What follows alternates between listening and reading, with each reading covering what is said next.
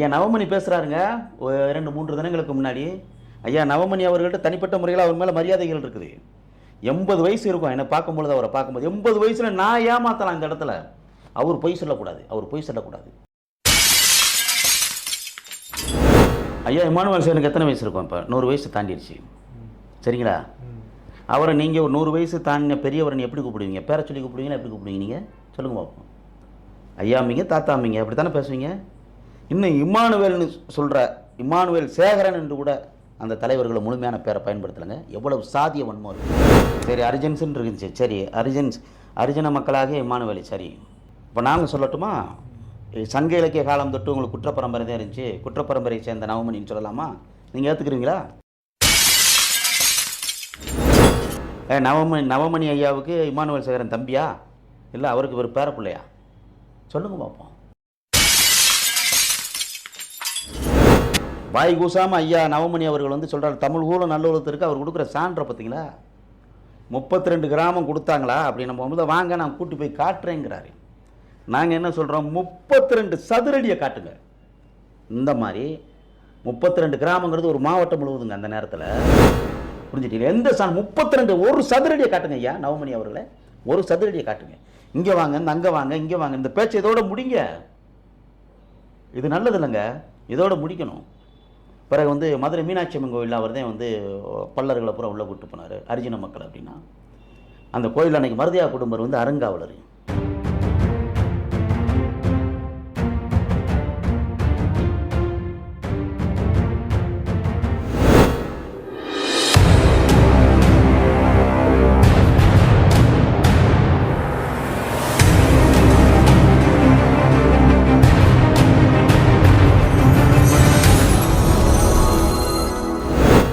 ஐயா நவமணி பேசுகிறாருங்க. 2-3 தினங்களுக்கு முன்னாடி ஐயா நவமணி அவர்கள்ட்ட தனிப்பட்ட முறையில் அவர் மேலே மரியாதைகள் இருக்குது. 80 வயசு இருக்கும் என்னை பார்க்கும்பொழுது, அவரை பார்க்கும்போது 80 வயசில் நான் ஏமாத்தலாம் இந்த இடத்துல. அவர் பொய் சொல்லக்கூடாது, அவர் பொய் சொல்லக்கூடாது.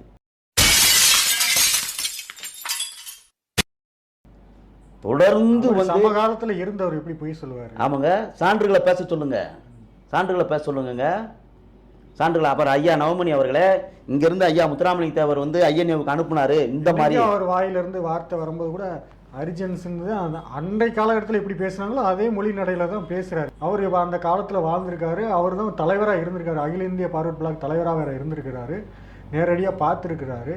அப்புறம் அவர் பேசி நீங்கள் வந்து மறுக்கிறீங்கன்னா என்ன காரணம்? நான் எந்த இடத்திலும் இழிவுபடுத்தும் நோக்கத்தில் சொல்லவில்லை.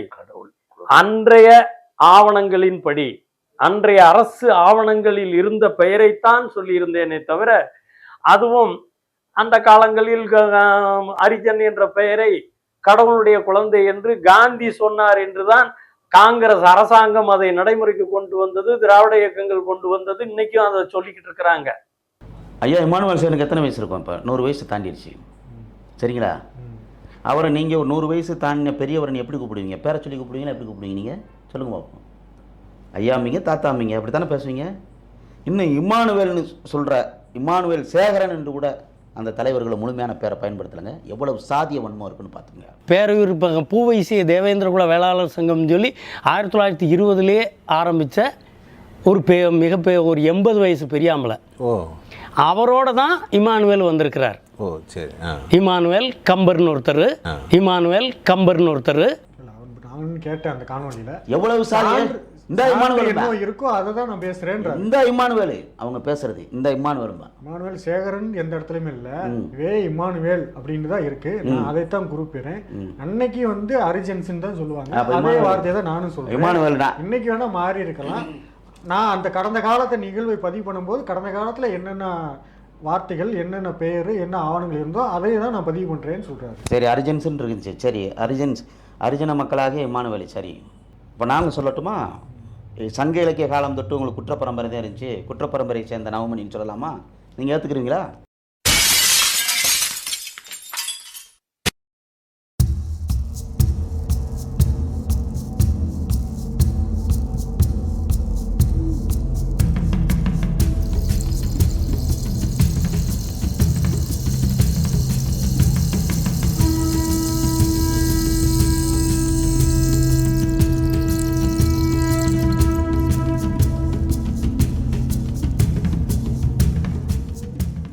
தான் பண்ணுறாங்க. ஆம்பளையில் பூரா ராத்திரி பிடிச்சி கச்சேரியில் போலீஸ் ஸ்டேஷனில் போட்டாச்சுன்னா பகலில் வந்து இவனை வெளியே விட்டுறது, பகலில் திருட மாட்டேங்க. இரவு இவங்களை வந்து அடித்து பிடிச்சி உள்ளே ஓட்டாச்சுன்னு சொன்னால் களவை தடுத்துடலான்னு ஒரு அமெண்ட்மெண்ட் அனுப்புகிறாரு. அது அப்ரூவ் ஆகி 1911 அப்ரூவ் ஆகி வருது லண்டன்ல இருந்து, இவர் எழுதுனது. அதை மெல்ல மெல்ல இம்ப்ளிமெண்ட் பண்ணுறாங்க. என்னன்னா, குறிப்பிட்ட இந்த இனத்தவர்கள், இந்த இனத்த ஆண்கள் 14 வயசுக்கு மேற்பட்ட எல்லா ஆண்களும் சாயங்காலம் ஆச்சுன்னா போலீஸ் ஸ்டேஷன் வரும், கச்சேரி. அப்போ கச்சேரி போலீஸ் ஸ்டேஷன்ல பின்னாடி வந்து சொல்லுது. நாங்கள் சின்ன வயசுல கச்சேரின்னு தான் சொல்லுவோம் போலீஸ் ஸ்டேஷன். கச்சேரியில் வந்து ரேகையை வச்சுட்டு படுக்கல இடம்ல உட்காந்துருக்கணும், நிற்கனால உட்காரணும். ஒரு சின்ன கயத்து வட்டத்தை கட்டிடுவாங்க. கயத்து வட்டத்துக்குள்ள நின்னா ஒரு 20 பேர் நிக்கலாம், என்ன 50 பேர் நிறுத்துறது. இடிச்சுக்கிட்டு தான் நிக்கணும். எந்த பனினாலும் மழையினாலும் குளிர்னாலும் இப்படியே தான் நிக்கணும். ஆனால் கடுமையாக இந்த சட்டத்தை அமுல்படுத்தினது உசிலம்பட்டி பகுதியில், ராமநாதபுரம் பகுதியில். என்ன, அந்த குறிப்பிட்ட 2 இனத்தவர்கள் மாதிரி கடுமையாக அந்த சட்டம் பாஞ்சது. நவமணி ஐயாவுக்கு இமானுவேல் சேகரன் தம்பியா இல்லை அவருக்கு ஒரு பேர பிள்ளையா? சொல்லுங்க பார்ப்போம். முதல்ல வந்து கண்ணியம்ங்கிறது வந்து நம்ம முதல்ல உருவாக்கிடணும், பிறகு செந்தில் மலர்கிட்ட போகணும். புரிஞ்சுட்டீங்களா? வாய் கூசாமல் ஐயா நவமணி அவர்கள் வந்து சொல்கிறார், தமிழ் கூட நல்லுறத்திற்கு அவர் கொடுக்குற சான்றை பார்த்தீங்களா? 32 கிராமம் கொடுத்தாங்களா அப்படின்னு நம்ம வந்து வாங்க நான் கூட்டி போய் காட்டுறேங்கிறாரு. நாங்கள் என்ன சொல்கிறோம், 32 சதுரடியை காட்டுங்க. இந்த மாதிரி 32 கிராமங்கிறது ஒரு மாவட்டம் முழுவதுங்க. அந்த நேரத்தில் ஒரு கிராமத்தில் எத்தனை சமூகம் இருக்கும் நீங்கள் சொல்லுங்க ஆகும்? செட்டியார், போனார், முதலியார், நாடார், மறவர், கள்ளர், பல்லர், பறையர், சக்கிலியர் எல்லாமே இருப்பாங்க. எல்லா சமூகமும் தான் இருக்கும், தனித்த கிராமங்களும் இருக்கு. அப்போ 32 கிராமத்தை மட்டும் பல்லர்களுக்கு கொடுத்துருக்காரு. நீங்கள் வாங்க காட்டுறேங்கிறது இது எவ்வளோ பெரிய மோசடி வரலாறுங்க.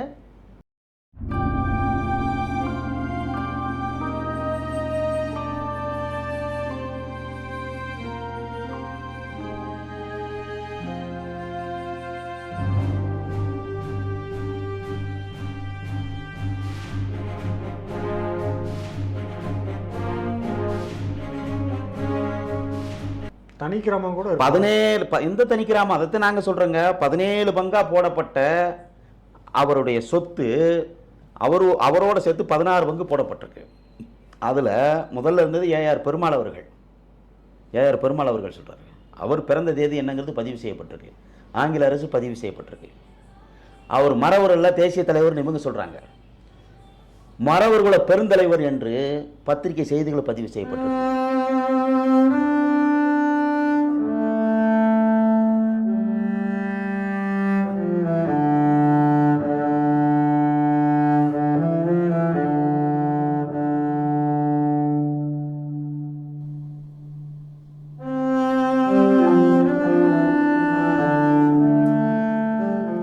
மறவர் குலத்தின் மாணிக்கம் என்று ஐயா கருணாநிதி அவர்கள் பதிவு செய்யப்பட்டிருக்கு. புரிஞ்சுட்டீங்களா? அதே நேரத்தில் 32 கிராமம் அவங்க கொடுத்துருக்காங்க, நீங்கள் வாங்க அப்படின்னு சொல்கிறாங்க. பார்த்தீங்களா? அந்த 17 பங்குலையும் வந்து பார்த்துட்டிங்கன்னா 2 பேருக்கு வந்து அந்த நிலங்கள் கொடுக்கப்பட்டிருக்கு. யார்? சன்னாசி குடும்பனுக்கும் வீர குடும்பனுக்கும் கொடுக்கப்பட்டிருக்கு. அறக்கட்டளை ஆரம்பித்து அதை மறுபடியும் பிடிங்கிறாங்க. அப்போ என்னோட ஆதரவாளர் வச்சுட்டு 4 பேரை வச்சு நாம இது எனக்கும் கொடுத்தாங்க அப்படின்னா நான் அந்த இடத்துல வச்சு நான் இல்லைன்னு சொல்லட்டுமா? ஐயா பெரியவர், நீங்கள் 80 வயசு தாண்டினவர், வாயில் வந்து இப்படி முழுக்க பொய்களை பேசக்கூடாது. புரிஞ்சுட்டீங்களா? அது எங்களை அவமானப்படுத்துறதுங்க.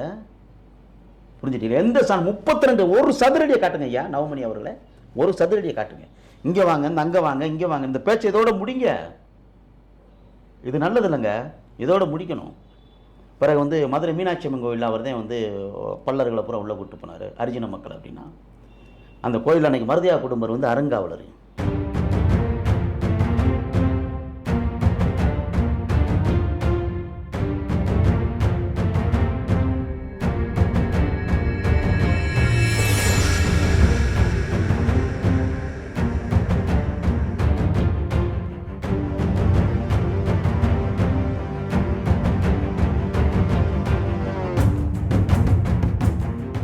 பல்லவர்களுக்கும் கோயில் நிலை போராட்டத்துக்கு எந்த சம்பந்தமும் இல்லை.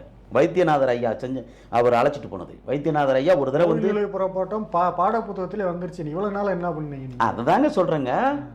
தோப்பாவோட ஆய்வு அறிக்கை நூல்கள் இருக்குங்க.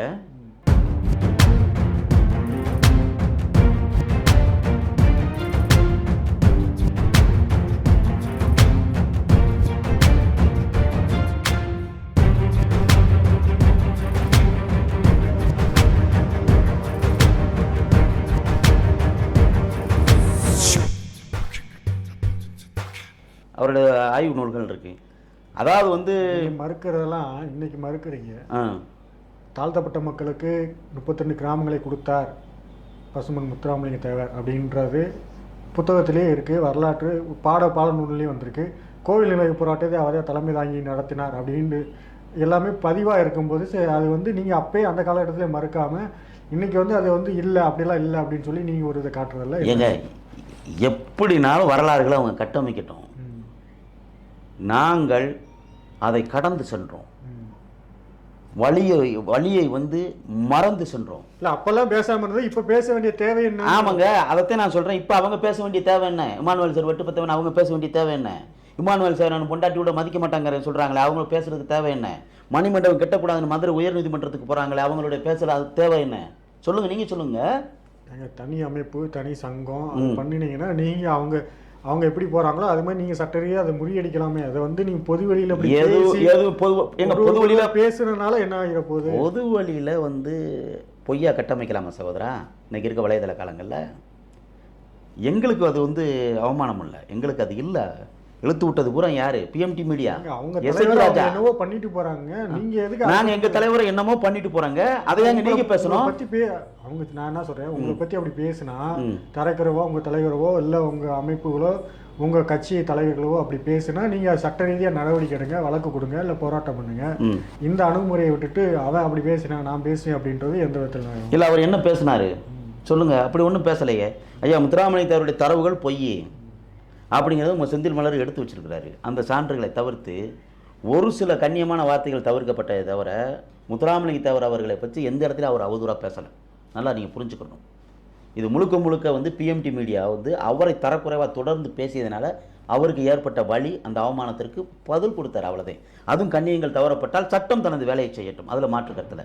அவர் முத்துராமலிங்க தவிர எந்த இடத்துலையும் ஒரு சின்ன பையன் பேசுகிறான்றக்காக அதுக்காக நான் அதுதான் திரும்ப வரேன். அந்த பையன் பேசுனா நீங்கள் அவர் வயசு என்ன இவர் வயசு என்ன, நீங்கள் அதை கடந்து போகவன் தானே. அவன் பேசுகிறான்றக்காக நீங்கள் வந்து எதுக்கு பொதுமைப்படுத்தி பேசுகிறீங்கன்னு இல்லை. அதுதாங்க என்ன பொதுமைப்படுத்தி பேசுனாங்க சொல்லுங்கள்? யாரை பேசுனாங்க பொதுமைப்படுத்தி? ஒரு தலைவரை போய் வந்து நீ வந்து சொல்ல முடியாத வார்த்தைகள்லாம் வந்து இல்லை. அந்த தலைவர் இல்லை, சும்மா பேசுங்க. தலைவர் என்ன சொன்னார்? யாரை என்ன சொன்னார் சொல்லுங்க பார்ப்போம். வட்டார தலைவர்னு சொன்னார். அவர் மரவர் சங்கத்தில் வட்டார தலைவராக இருந்தது தானுங்க. அதானுங்க வரலாறு. நம்ம சான்றுகளோட தாங்க வச்சு பேசுகிறோம்.